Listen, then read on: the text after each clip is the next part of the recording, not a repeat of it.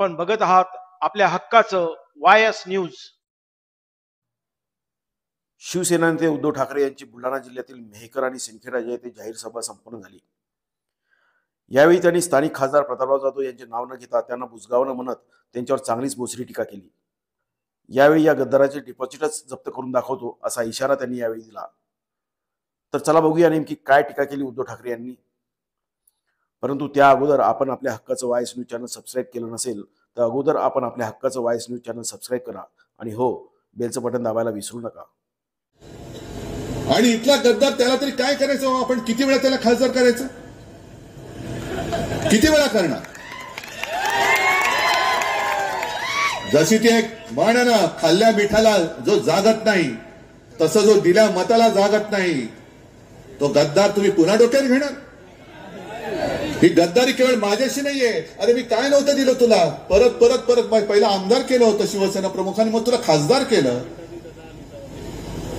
मग यांचं म्हणतात ना अबकी बार बार बार, तसंच प्रत्येक वेळेला निवडणूक आली की हेच आपलं उभं बुजगावणं।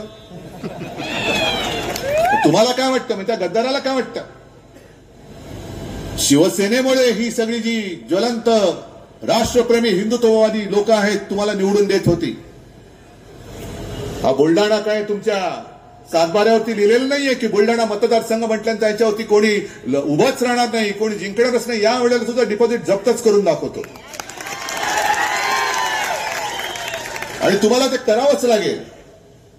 जर तुमचं आमचं नातं काय जय शिवराय, जय जिजाऊ, जय शिवराय हे नातं जर का तुम्हाला दाखवून द्यायचं असेल तर गद्दाराला तुम्हाला पाडावंच लागेल। नाहीतर जिजाऊचं नाव घेऊ नका, छत्रपती शिवाजी महाराजांचं नाव घेऊ नका, तेवढे लायक आपण नाही असं दुर्दैवाने मला म्हणावं लागेल। आपल्या हक्काचं वायस न्यूज चॅनल जर आपण सबस्क्राईब केलं नसेल तर आजच सबस्क्राईब करा आणि हो, बेलचं बटन देखील दाबण्यास विसरू नका।